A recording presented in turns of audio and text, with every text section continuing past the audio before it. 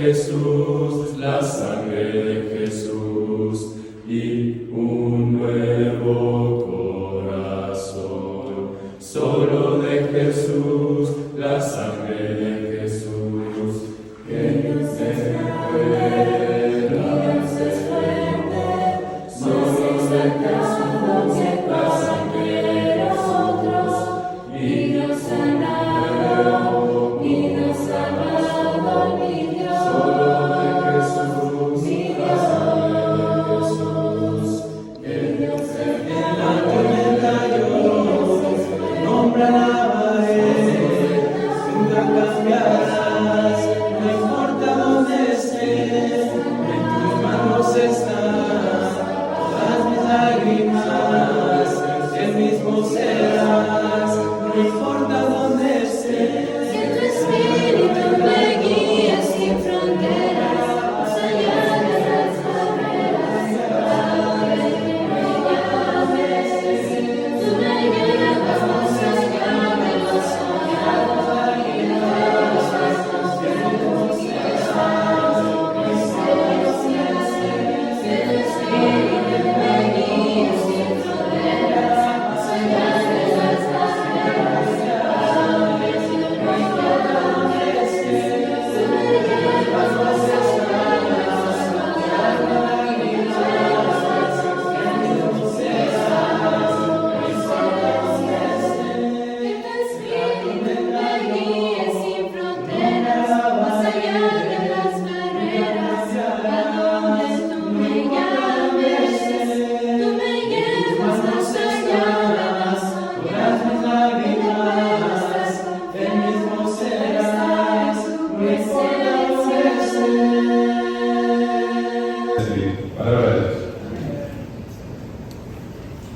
En estas últimas lecciones hemos mirado aproximadamente unos 8 siglos antes de Cristo. El propósito de las lecciones era dar una breve idea de lo que se vivía dentro del mundo gentil para la llegada del Evangelio. Y como estamos viendo la carta de Colosas, el tema central, según mi comprensión, es toda la filosofía versus la teología. Esto es lo que creían los griegos, a diferencia de lo que Pablo estaba enseñando en cuanto a Dios. Podríamos separar las 4 etapas de alguna u otra manera antes de la iglesia primitiva y de la llegada de ellos, así. La primera es la edad mítica, del siglo VIII al siglo VI antes de Cristo, donde se desarrolla la mitología griega, todos los dioses griegos, toda la adoración a los dioses griegos, las fábulas que hablan acerca de cómo se desarrollaron los dioses y las creencias que se tenían en cuanto a ellos, el teatro, la poesía griega, el drama por los dramaturgos, como vimos en las lecciones, y esa sería la primera sección. Después de ello, podríamos comprender la segunda sección como los presocráticos, llamándole así por el aspecto de antes de Sócrates. Y los presocráticos trataron de explicar el origen todo a través de la naturaleza. Por eso se le llama la filosofía naturalista. Y se explicó esto de alguna u otra manera y vimos las 7 escuelas que estaban en la edad presocrática, del siglo VI al siglo IV antes de Cristo. En la tercera fue la filosofía clásica del IV siglo al II siglo antes de Cristo, que se desarrolla en 3 grandes filósofos, 3 de los más grandes del mundo. La idea tiene que ver con lo que sería el desarrollo de la ética, el desarrollo de la moral, el desarrollo de la política y esto cómo afectaría a la sociedad en el mundo antiguo. Estos 3 filósofos son Sócrates, del cual no escribió nada él, Platón, que fue su estudiante, el cual escribió mucho acerca de Sócrates, por eso sabemos de Sócrates por Platón, y sabíamos y entendíamos que Platón hizo lo que se entienden como escritos, a lo cual se le llamó diálogos. De entre ellos vimos el diálogo de la caverna, el diálogo del banquete, que fueron los 2 diálogos que vimos, y otros diálogos, pero me enfoqué más en ellos. Y vimos también lo que sería Aristóteles, que vendría a ser el discípulo de Platón. Platón es discípulo de Sócrates, y Aristóteles se enfoca totalmente en la idea de lo que es la verdad, ya no solamente la idea ética, sino lo que es la verdad. Y finalmente se puede mostrar lo que se comprende totalmente como lo que sería la idea general de la aplicación de la filosofía hacia la práctica del ser humano, porque eso era lo que él creía y así lo sabía yo. Y la última que vimos, la última lección, fue el helenismo. El helenismo corre desde el siglo III a.C. hasta el I a.C. Se le llama helenista totalmente por que eran griegos. El inicio de Alejandro el Magno, que fue un discípulo de Aristóteles. Alejandro el Magno pone en práctica toda la filosofía que se ha desarrollado por 8 siglos. Es lo que hace. La pone en práctica, la aplica a su imperio, la aplica a la política que tenía, la aplica a su vida. Él era un pederasta, era homosexual, esto ya lo vimos en las últimas lecciones. Entonces él lo pone totalmente en práctica, todo lo que él quería lo pone en práctica. Y Alejandro el Magno decide colocar esta filosofía que aprende de Aristóteles y la coloca no solamente de esa manera, sino que la coloca en lengua, respetando las religiones de todos los mundos antiguos. Así que se podría decir que el helenismo data de 323 a.C. Hasta el suicidio de la faraona Cleopatra, 31 antes de Cristo. Esto fue lo que vimos. En la última lección vimos las 5 escuelas, ¿verdad? Los cínicos, los hedonistas, los epicureos, el estoicismo y los escépticos. Y solamente voy a hablar de 2 escuelas porque se menciona en Hechos capítulo 17 para dar entrada. Y una de las cosas que aprendimos, si ustedes recuerdan las lecciones y veíamos, es que la filosofía crece en lo que se le llama sartén. Aquí crece la filosofía.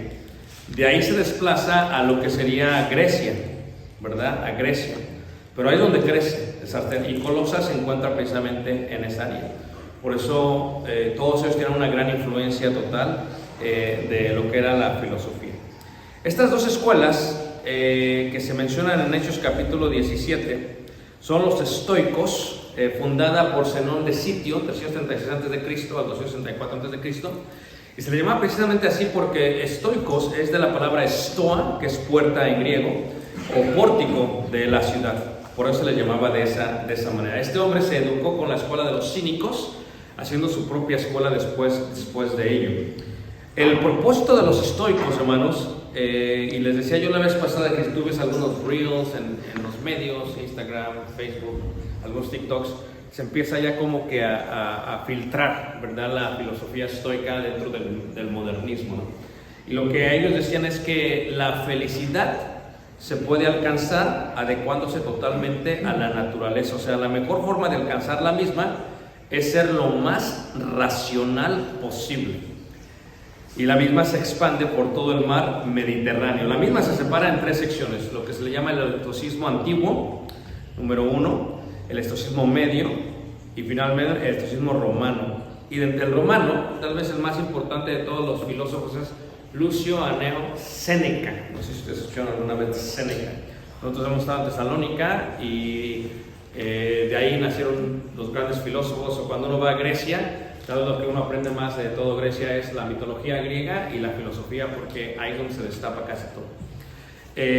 Séneca era un gran filósofo. Ahora, lo explicamos brevemente a ver si ustedes me pueden entender este concepto de los estoicos, ¿ok?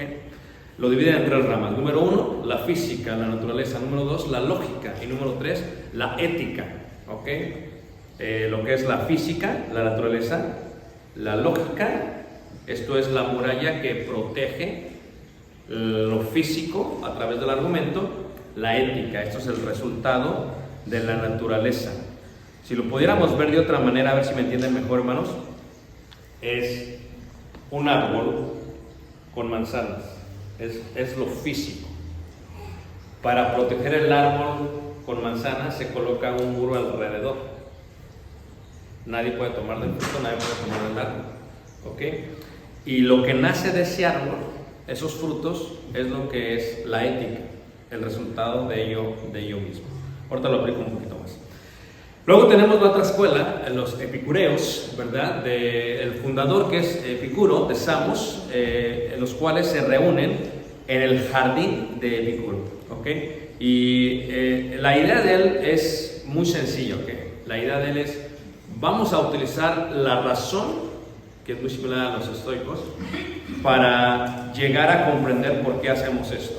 Pero luego le da un tono distinto, ¿verdad? ¿Alguno de ustedes ha escuchado acerca de Carlos Marx? Levanten la mano, ¿quién ha escuchado a Carlos Marx? 3 personas, ok.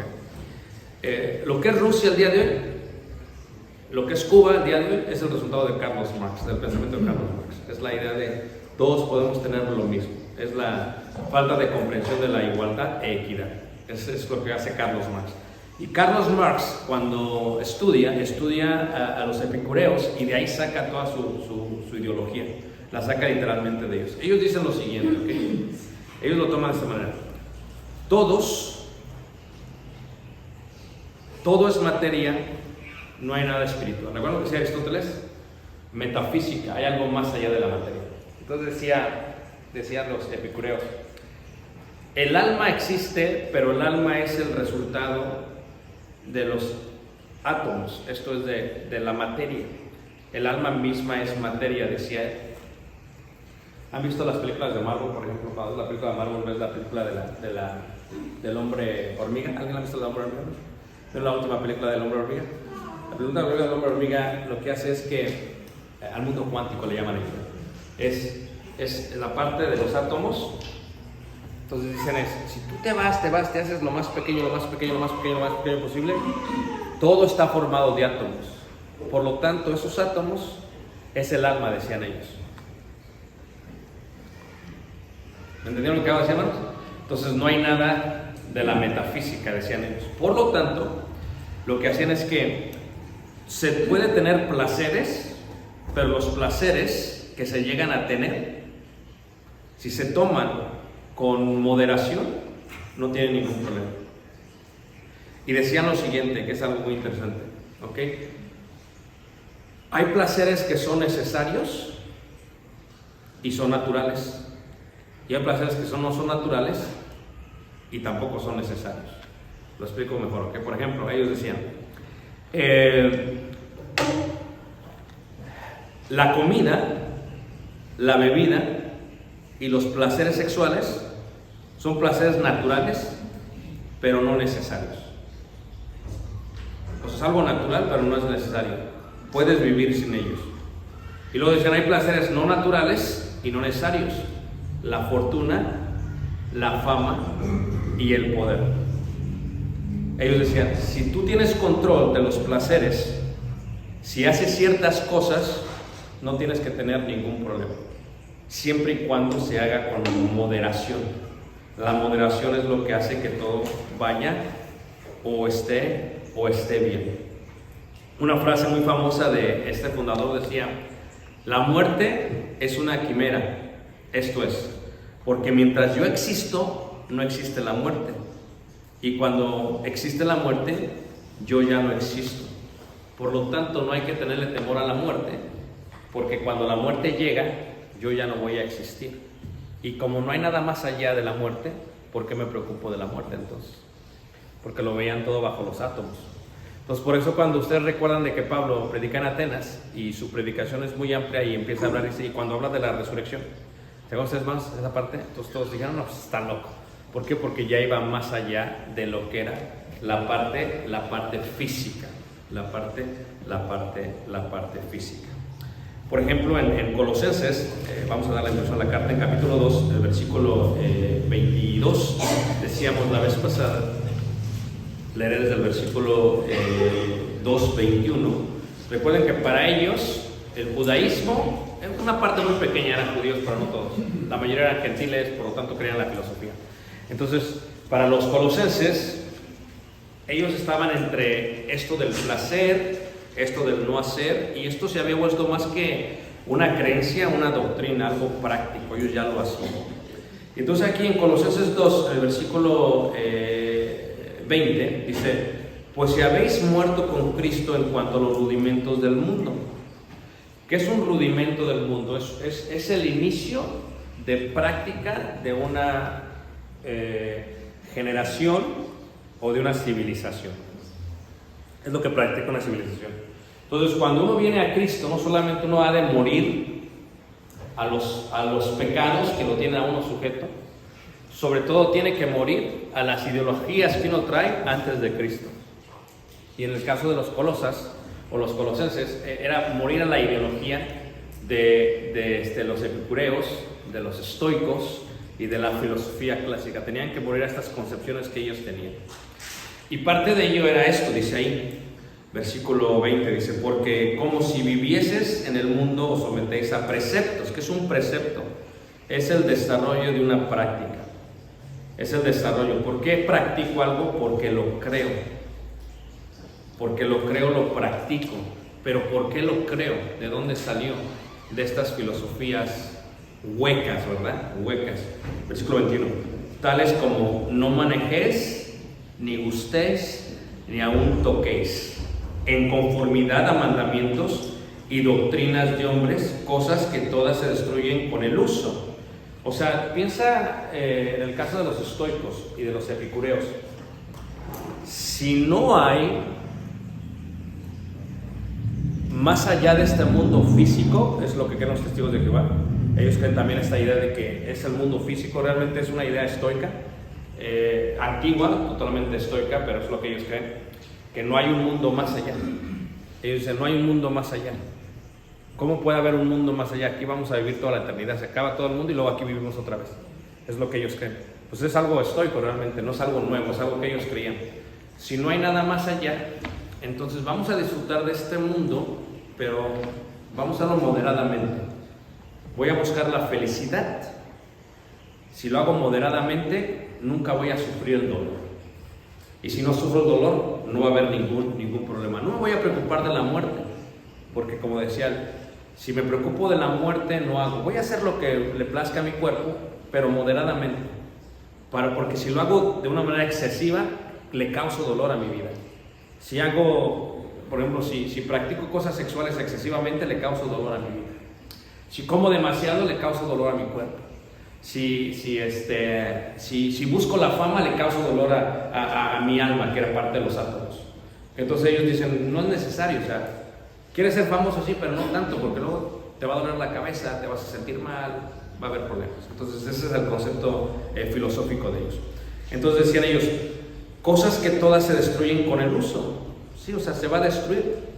Tales cosas tienen, la verdad, cierta reputación. O sea, cualquier persona que tiene cierto dominio propio de las cosas y tiene cierta moderación, pues tiene una reputación admirable, ¿no? De sabiduría en culto voluntario, en humildad y en duro trato del cuerpo. Claro, pero no tienen valor alguno contra los apetitos de la carne. Porque el concepto es esto.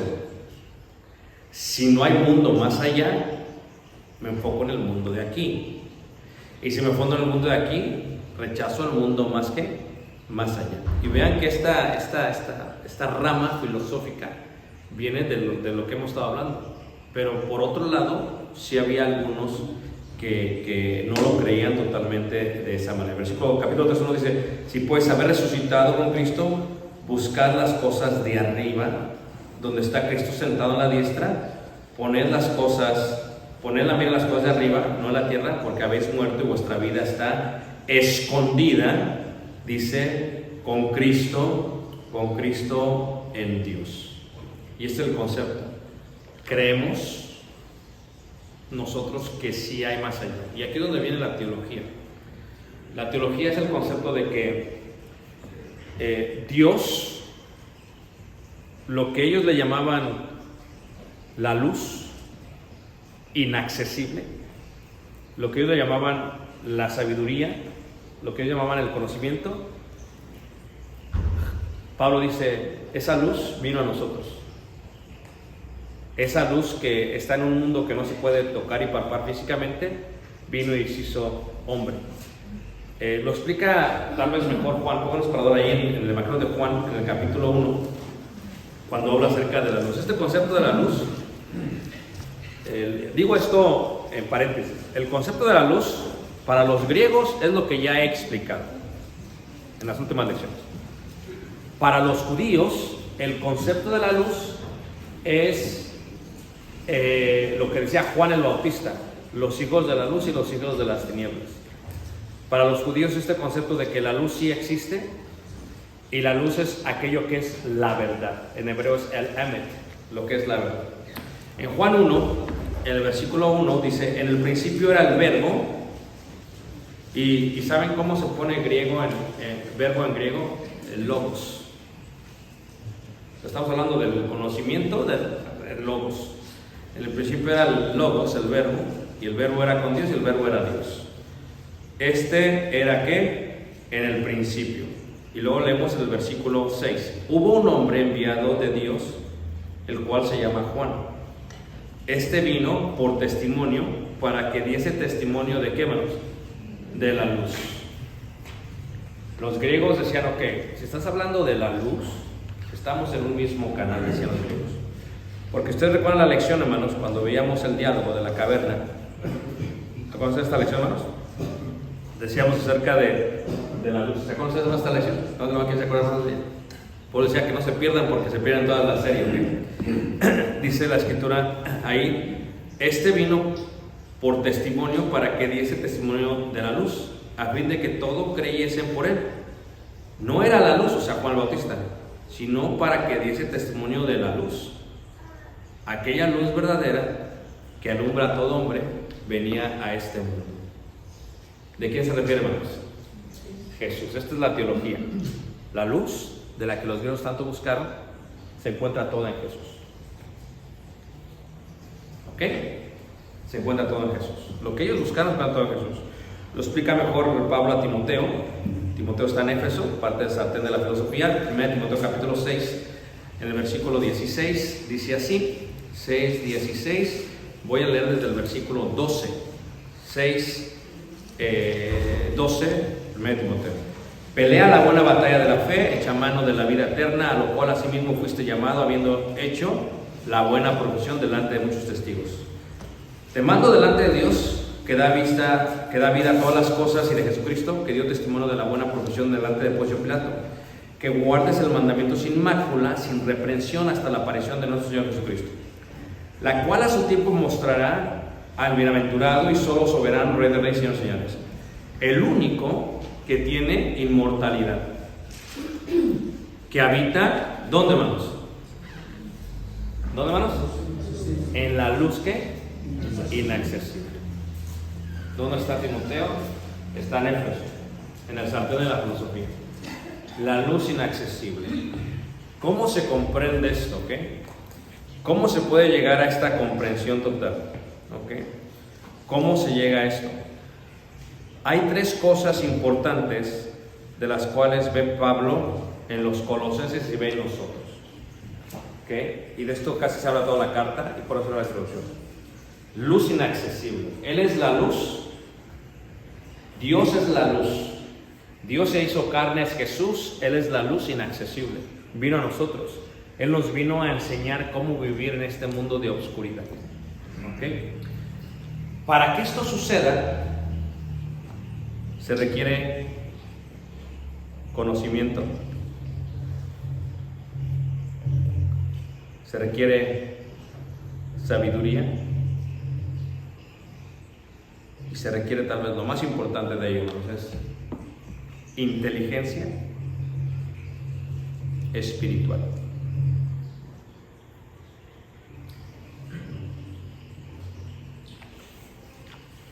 El conocimiento tiene que ver con la teología, con el estudio de quién es Dios. La sabiduría tiene que ver con que el estudio de quién es Dios, si lo aplicamos y lo practicamos, ese estudio de quién es Dios nos hace sabios. Pero muchos no alcanzan la parte más importante, que es la inteligencia espiritual. Y esto es la capacidad de colocar lo físico con lo invisible, lo temporal con lo eterno. Muchos no conectan esa parte. Esto es, lo que yo hago en lo físico tiene que ver con lo espiritual. Lo que me está sucediendo en la parte física, en lo humano, tiene que ver con lo espiritual. Conectarnos es tener inteligencia espiritual. Y esto, hermanos, no es difícil lograrlo, pero se puede lograr y cuando se logra, el hombre viene a ser un hombre totalmente espiritual. Porque tiene conocimiento, porque tiene sabiduría, porque tiene inteligencia. Entonces, en la introducción de Colosenses, regresamos al punto. La luz es importante, lo era para los griegos y lo es también en la Biblia. La luz es Jesús. En Colosenses capítulo 1, en el versículo 13, cuando se habla de esto que ha sucedido, ¿qué tiene que ver lo que practicamos en forma física con el mundo espiritual? ¿Cómo se relaciona esto con aquello? ¿Por qué esto es importante? ¿Qué es lo que Dios quiere decir en ello? ¿Por qué sucede esto? Colosenses 1, en el versículo 13 dice: el cual nos ha librado de la potestad de las tinieblas. Creemos nosotros que hay un mundo espiritual. ¿Ok? Sí, creemos que estamos hechos de átomos. Hablo del átomo, no de la filosofía, del átomo de la ciencia el día de hoy. ¿Ok? Y creemos que cuando te vas a la parte más pequeña, el átomo más pequeño, esto para la mente que tiene sabiduría, llega un punto que cuando la materia termina, lo espiritual empieza. ¿Ok? Y entonces mi materia física vive también en un mundo espiritual. Y lo que conecta la materia física y el mundo espiritual es lo que nosotros entendemos como el alma del ser humano. Es la ventana, es lo que conecta a los dos. Lo que yo hago en el mundo físico es una respuesta a lo que yo creo del mundo espiritual. Cuando yo vine y, por ejemplo, obedecí al Evangelio, lo hice para ser librado de la potestad de las tinieblas. Este mundo espiritual está separado en dos secciones: en la luz y en la oscuridad. ¿Ok? Y en esta separación de los dos, yo, por el pecado que había cometido, vivía en las tinieblas. Y cuando escuché el Evangelio, escuché de esta doctrina de Jesús, de esta teología, yo decido creer en la luz y decido pasar del mundo de las tinieblas y me traslada a Dios al reino de su amado Hijo. Ahora yo ya no estoy en tinieblas, yo ya estoy en luz. Pero ¿qué es lo que manifiesta que estoy en luz? La conexión con el mundo físico. Esto es, si yo digo que estoy en tinieblas, si yo digo que estoy en luz, pero ando en tinieblas, miento. Porque el mundo físico, lo que puede tocar y palpar, y lo que yo practico en ese mundo físico, hermanos, esa es la sabiduría que he adquirido del conocimiento. Y la forma de percibir estos dos, este mundo espiritual, las separaciones, es la forma de entender la inteligencia espiritual. Ahora, ¿por qué practicamos lo que practicamos? Porque es un resultado de la convicción que tenemos en cuanto al conocimiento. Eso es lo que es una convicción total. Entonces, cuando nos traslada, nos libera de la potestad de las tinieblas, yo creo que yo estaba bajo la potestad de las tinieblas. Muchos obedecen al Evangelio, pero siguen viviendo en las tinieblas. Mucha gente vive dos vidas, una vida pecaminosa, y vienen a la iglesia y se sientan constantemente y todo. Entonces, pero ellos siguen en tinieblas. O sea, aborrecen al hermano o a la hermana, tienen pleitos, ellos siguen en tinieblas. Porque como dice Juan, el que aborrece a su hermano o a su hermana, sigue en tinieblas. ¿Se acuerdan de la primera carta de Juan capítulo 3? Entonces, esta parte de la inteligencia espiritual es la idea de eso. Ahora, lo que yo practico es lo que yo creo. La persona que llega a ese momento da testimonio de su vida a los demás. Y la gente oye de su fe. No acá en el mundo espiritual solamente, sobre todo en el mundo físico. Y los colosenses, por ejemplo, ahí en Colosas capítulo 1, en el versículo 9, aunque Pablo no había estado ahí en Colosas, Pablo oye de la fe que ellos tienen. Ahora, ¿qué es lo que hace que una persona viva una fe genuina, no? ¿Qué es lo que hace que una persona viva una fe genuina, no? La esperanza. ¿De qué? De lo eterno. O sea, ¿por qué vives esto? Porque crees en lo eterno. Cuando no crees en lo eterno, esto no importa. ¿Cómo estaban viviendo los estoicos y los epicureos? Vivían aquí moderadamente y decían: no hagas esto, no hagas aquello. Y pues, la gente decía: pues parecen como cristianos, ¿no? Viven una vida normal,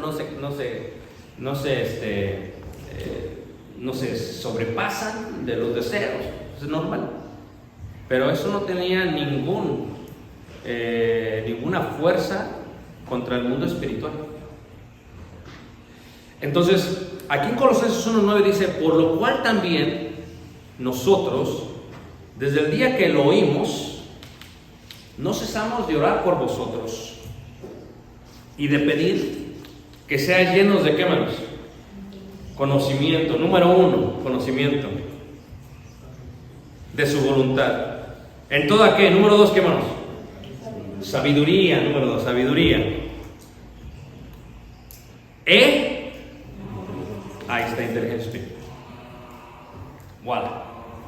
Si vemos Colosenses capítulo 1, por ejemplo, el versículo 1, dice ahí, Colosenses 1:1, dice en la introducción, dice ahí la palabra de Dios, en la introducción dice: Pablo, apóstol de Jesucristo por la voluntad de Dios, y el hermano Timoteo, a los santos y fieles hermanos en Cristo que están en Colosas. Fíjate, cuando dice la Biblia a los santos, o sea, apartados con un propósito, y fieles, lo que nosotros vemos entre los hermanos unos a otros, nada más vemos el mundo físico, ¿no? Y lo único que vemos es los frutos, porque por sus frutos los quemamos, los conoceréis. Si hay un hermano o una hermana, siempre tal vez te caiga mal, hay cosas que no te gustan de mí, pero al final del día, la gente no puede negar los frutos. Que tú no comas de ellos es otra cosa. Pues la gente no puede negar. Tu vida refleja esa parte de tus frutos, no la vida que tienes. Cuando alguien es fiel, dice los fieles. Podríamos decir que lo más básico de la fidelidad es la comunión para con Dios. Sí, congregarte es lo más básico, ¿no? Es lo más sencillo de entender. O sea, quien no se congrega, ¿cómo puede decir que es fiel? Lo más sencillo. Pero también, por otro lado, es ¿qué pasa con los que se congregan, pero todavía viven en tinieblas? Entonces la Biblia es como muy clara en este aspecto. Esto no es excusa para los que no se congregan. No sé si me entienden. Dices: no, pues ¿de qué decir que me congregue si voy a hacer? Porque admira a los sellos, ¿no? Pues eso, los dos están igual. No es como que uno está peor que el otro. Ahora, dice aquí los fieles en Cristo, dice que estáis en Colosas, gracia y paz sean a vosotros de Dios nuestro Padre y del Señor Jesucristo. Versículo 3, siempre orando por vosotros. O sea, Pablo no los conocía, no había estado presente, nunca había estado ahí en Colosas. O sea, había estado ahí, pero no conocía bien a la iglesia. Siempre orando por vosotros, dice, dando gracias a Dios Padre de nuestro Señor Jesucristo, dice, habiendo oído de vuestra fe en Cristo Jesús y del amor que tenéis a todos los santos.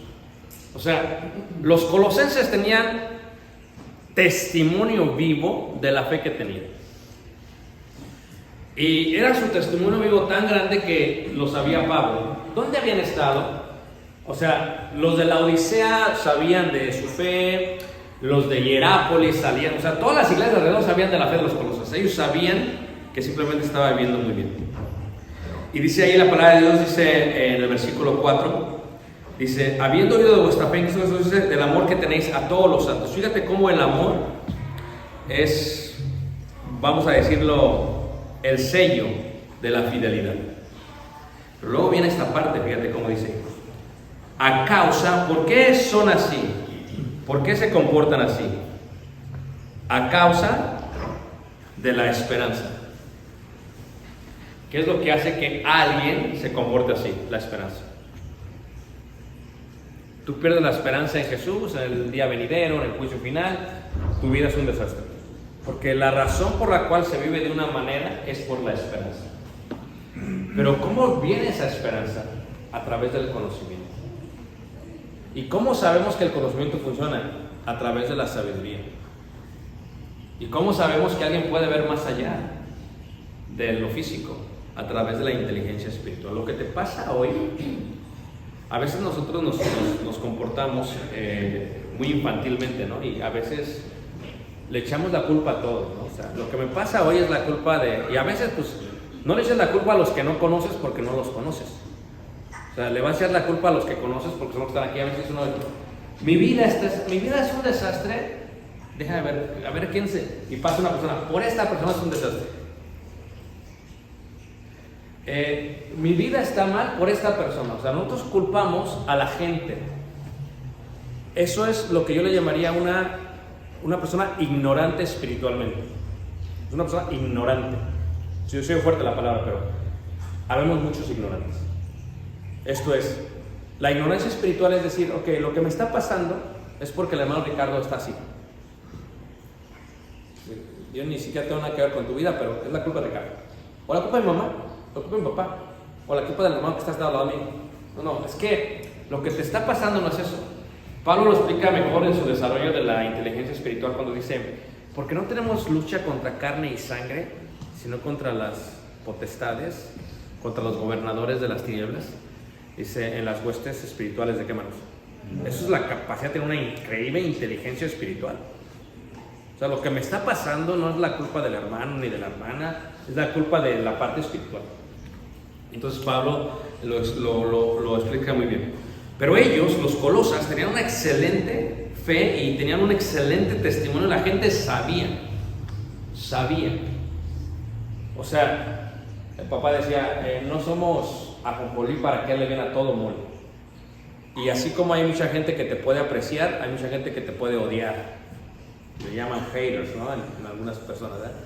O sea, ¿y qué es lo que sucede? Para ellos, testimonio increíble, versículo 5.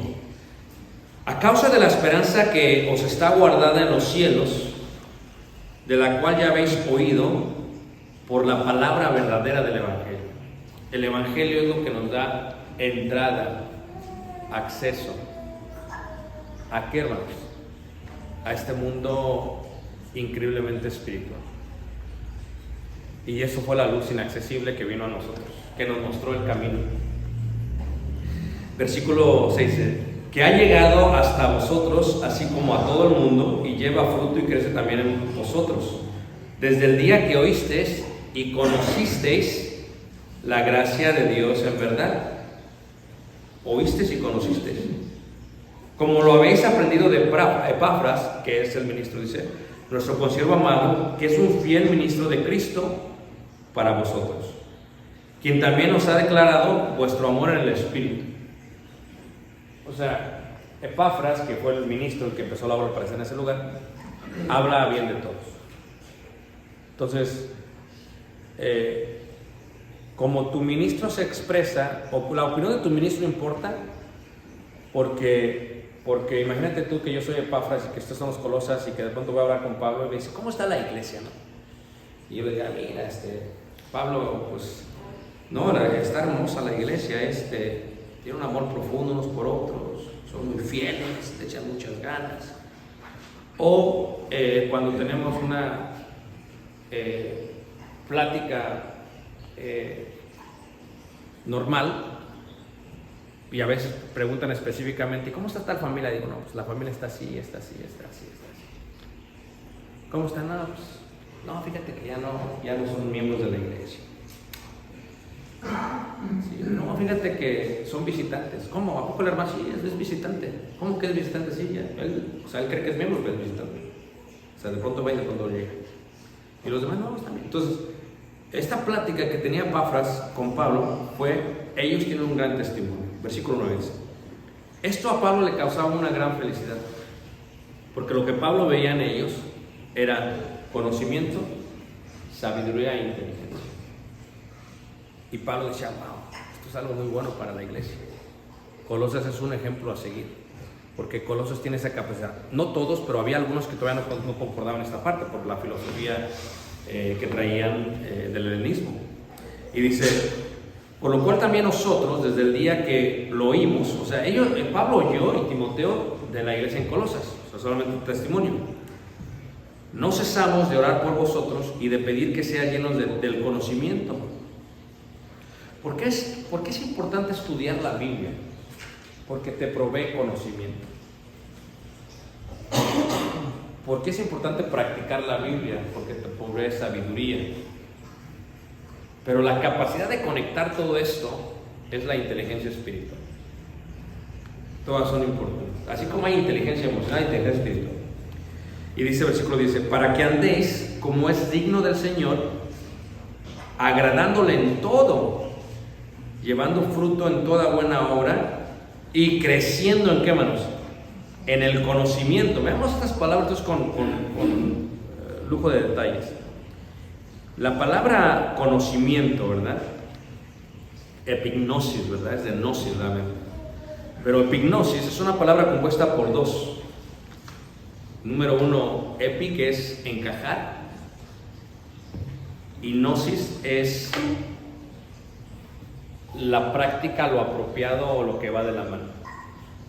¿Nunca has visto un rompecabezas? Cuando ves un rompecabezas, ves todas estas piezas y hay gente que lo ve y se le hace bien difícil ponerlas. Y de pronto llega uno y le dice, no, estaba aquí, y empieza a encajar las piezas del rompecabezas. Precisamente el conocimiento es eso, es la capacidad de encajar lo apropiado. Esto encaja. Esto no hace sentido, pero esto encaja.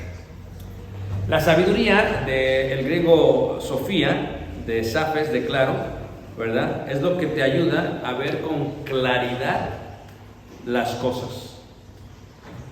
O sea, tú puedes poner las piezas, pero no lo ves con claridad. Y la filosofía te hace que veas el rompecabezas claramente y que digas, ok, ¿por qué me tengo que reunir? ¿Por qué tengo que amar a mi prójimo? ¿Por qué tengo que ayudar a una persona al otro lado del mundo? ¿Por qué tengo que predicar el evangelio? O sea, ¿por qué lo tengo que hacer? ¿Por qué tengo que practicarlo? Porque la práctica es la sabiduría, es la capacidad de ver todo aquello que he conocido. Si no lo practico, no soy sabio. Pero luego viene la parte importante, la inteligencia. Del griego sunesis. ¿Se acuerdan ustedes cuando veíamos el diálogo de la caverna? Decíamos que la sunesis era esa parte que estaba afuera. ¿Se acuerdan de aquel hombre que salió de la cueva y vio todo eso? Esa es la capacidad. O sea, no es que estuviesen mal. O sea, los filósofos realmente tenían hasta cierta manera buenas ideas, buenos principios. Lo que estuvieron mal es en conectarlas correctamente con Dios. Eso fue su error. Pero había cosas que hacían mucho sentido. Entonces, la inteligencia es la parte de colocar junto en la mente ello. Literalmente, no solamente es juntar las piezas, pero ahora juntar los datos. Esto es, las piezas se colocan, pero ahora puedo ver la imagen. Puedo ver de qué está hecho eso. ¿Por qué una persona está unida a la pornografía? Hablamos el miércoles, por ejemplo. Si tienes inteligencia espiritual lo entiendes. Esta es la razón por la cual estás hundido en pornografía. ¿Ok? ¿Por qué una persona está enferma y le echa la culpa a todos de que está enfermo? Es que esa es la voluntad de Dios. La inteligencia espiritual dice, ¿sabes qué es lo que Dios quiere?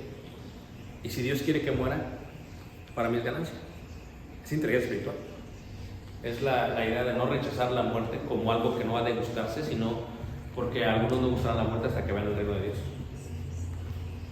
Si yo soy familiar de alguien que está a punto de morir, ¿por qué lo veo de una manera tan egoísta? Lo pienso por mí, no por ellos. La muerte es hermosa, porque es de pasar una vida más. Ahora, si tienes inteligencia espiritual y sabes que la persona está en tinieblas, pues ciertamente no te gusta esa idea, porque sabes a dónde va. Ahora, pero porque sabes a dónde va, trataste de practicar en la parte física, todo para que la persona no fuese a ese lugar. Entonces fíjate cómo está conectado todo lo que hacemos, hermanos, con todo lo demás. Entonces la inteligencia es esa parte de colocar los datos, de comprender, de ver la evidencia, de decir, ok, esto es lo que es. Y la parte espiritual viene de la parte invisible, o sea, la inteligencia espiritual es, lo que me pasa es esta parte invisible, lo que Dios quiere que me pase. Algunas cosas vienen por parte de Dios, porque es un Dios que invisible. ¿Quiere ver? Pónganos para ahí, ¿okay? Un hombre con increíble inteligencia espiritual, Hebreos capítulo 11, Hebreos 11, en el verso 27. ¿Por qué dejó Moisés todo? Como dice la escritura, él dejó los placeres de la vida, las riquezas, los tesoros de los egipcios. ¿Por qué? Porque tenía una increíble inteligencia espiritual, hermanos. Tenía una increíble inteligencia espiritual. Hebreos 11, 27 dice, por la fe dejó Egipto. O sea, ¿qué es la fe? Es la convicción de lo que se espera, la certeza de lo que, ¿qué, hermanos? Inteligencia espiritual. Eso es lo que es inteligencia espiritual. Dice ahí, no teniendo la ira del rey, porque se sostuvo como viendo, ¿qué, hermanos? Al invisible. O sea, vio a Dios, sí, pero no con estos ojos. Lo vio en una forma que invisible. Entonces es una persona que tiene una increíble inteligencia espiritual, milagrosa, o sea, es fe. Nosotros le llamamos fe a la inteligencia espiritual, pero eso es lo que realmente es. En Colosas, si regresamos ahí en el capítulo 2, si nosotros decimos que Jesús no es Dios, lo hacemos como nosotros. Si decimos que Él no es la luz, que no es el logos, que Él no es el verbo, como decía Juan, le hacemos como nosotros. Si le negamos, entonces somos parte del anticristo, dice Juan. En Colosenses capítulo 1, ahí en el versículo, estamos en el versículo 11, dice, fortalecidos con todo poder, conforme a la potencia de su gloria, para toda paciencia y longanimidad, con gozo dando gracias a Dios, gracias al Padre que nos hizo aptos para participar en la herencia de los santos. ¿En qué, hermanos? En luz. ¿Dónde está la luz?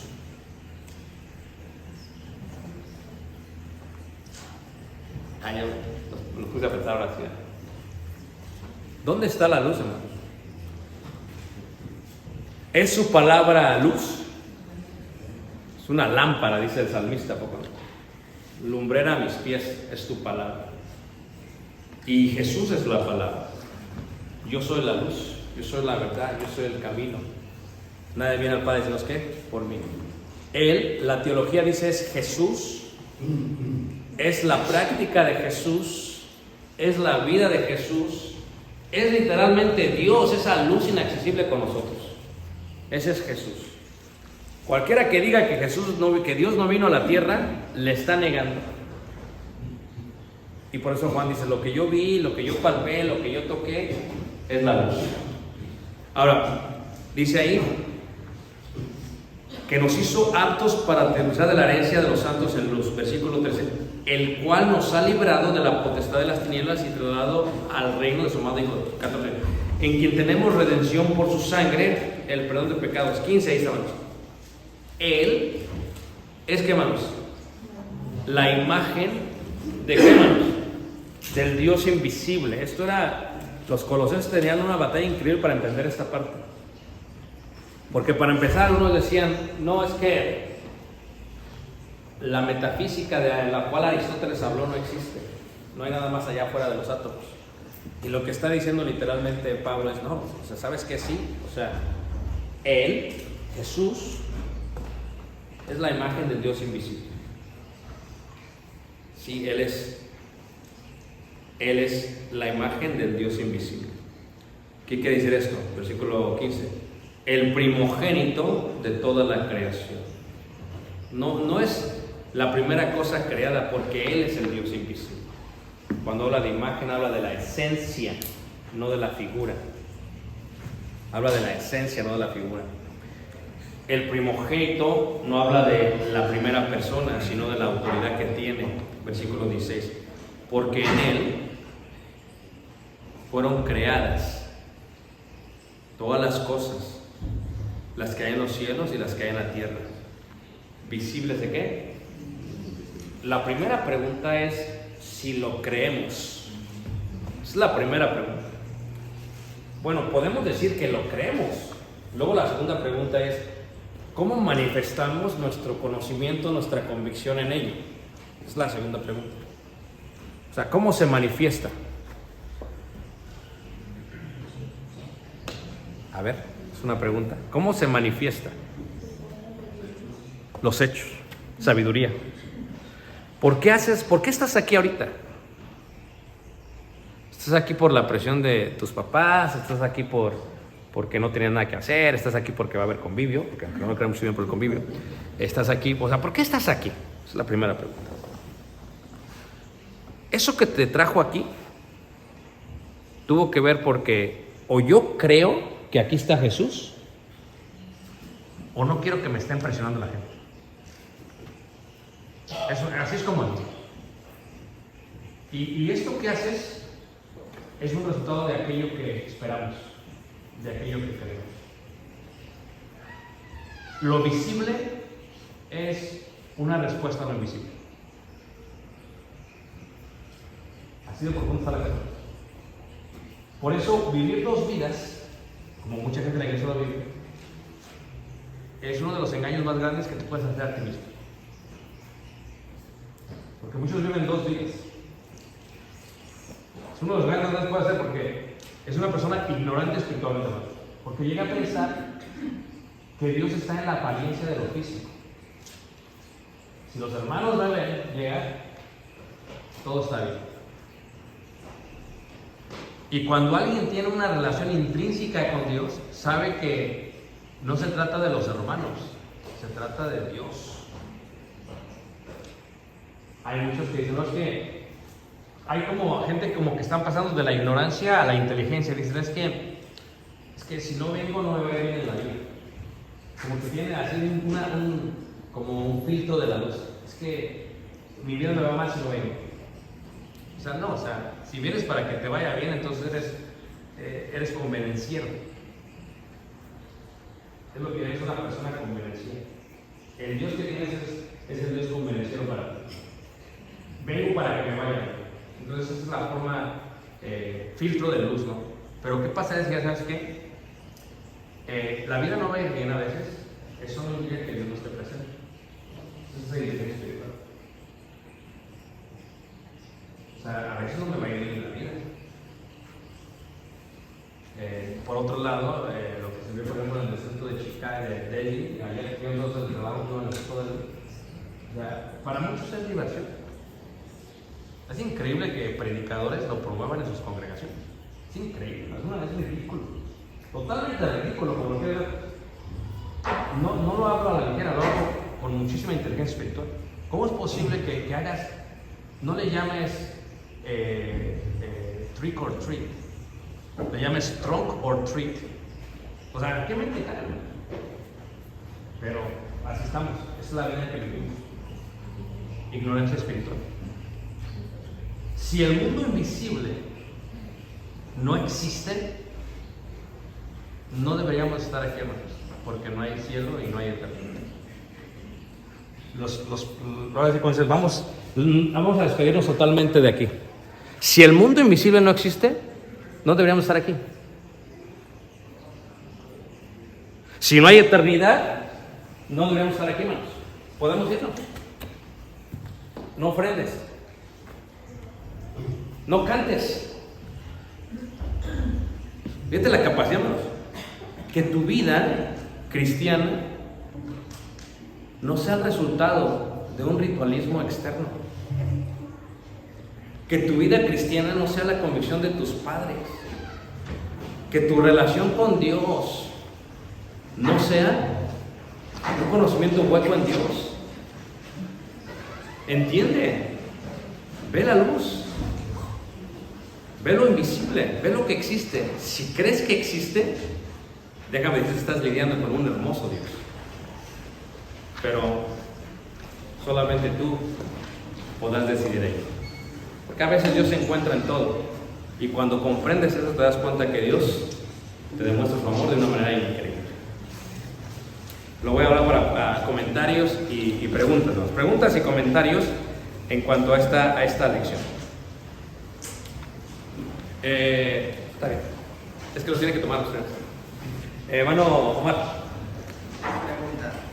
¿Dirías que es importante entender el mundo físico antes de recibir la inteligencia espiritual? Porque regresando a la ilustración de la caverna, Jesús entra, proponiéndole el hombre que entra a despertar a la gente que está en control por, en inglés se dicen los puppeteers, la gente en control, pues, enseñándote cómo el mundo existe, cómo funciona. Si no entiendes eso, puedes valorar el mundo espiritual. Lo digo de otra manera. Lo que te da el mundo espiritual te ayuda a interpretar bien el mundo físico. Esto es, todos por naturaleza conocemos al mundo físico primero, pero no lo podemos interpretar hasta que vengamos a la luz o al mundo espiritual. Es cuando lo podemos interpretar por qué pasan las cosas. Porque si solamente vives en el mundo físico, mucha gente solamente vive en el mundo físico, hay cosas que tú interpretas basadas solamente en la parte física. Si esto me causa satisfacción, no hay problema, es lo que decían ellos. Pero el mundo espiritual dice, no, es que aunque te causa satisfacción no está bien. Por esto. Porque el mundo espiritual le da la interpretación correcta al físico y le da, separa lo que está bien y lo que está mal moralmente hablando y sobre todo espiritualmente. Pero hasta que veas las distracciones que están puestas en ti en la sociedad por el mundo, por el diablo, entonces puedes ver eso. Exactamente. Esa es la parte de la inteligencia espiritual. Ver por qué pasa lo que pasa, ¿no? O sea, cuando ves, por ejemplo, algo muy real, ¿no? Lo que está pasando ahorita en Gaza y en Israel. Es algo muy real, algo que se puede palpar. Tiene que ver con el mundo espiritual. Lo ves así, interpretas lo que está pasando. Si no lo ves así, te puedes ir por otro lado. Así que... Muy bien, gracias, hermano Jaime. ¿Puede la inteligencia espiritual ser un sinónimo del crecimiento diario? Ya que si no hay conocimiento, no hay práctica. Inteligencia espiritual es la capacidad de ver el mundo espiritual. Cuando hablamos del crecimiento espiritual, una persona puede crecer y aún así no diferenciar el mundo espiritual. A veces dura tiempo, a eso me refiero, ¿no? Por ejemplo, dos hermanos se enojan tienen rencor, resentimiento total uno con otro.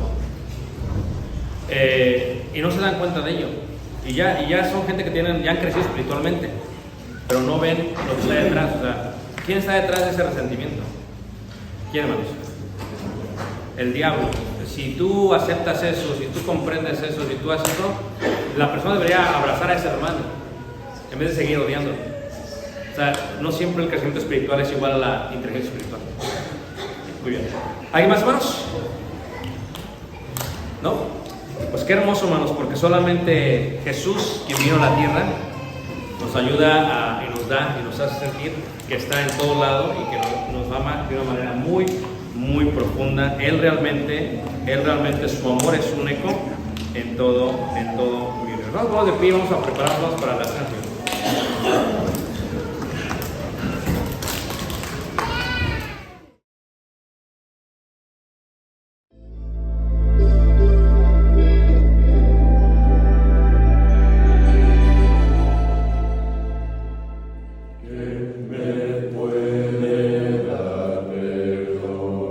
Solo de Jesús, la sangre de Jesús y un nuevo solo de Jesús, la sangre de Jesús, que nos escuela, nos esplende, solo de Jesús, la sangre de nosotros, y nos sanado, mi Dios, solo de Jesús, la sangre de Jesús, que nos nombre alabaré, nunca cambiarás, no importa dónde esté, en tus manos están todas mis lágrimas, el mismo será.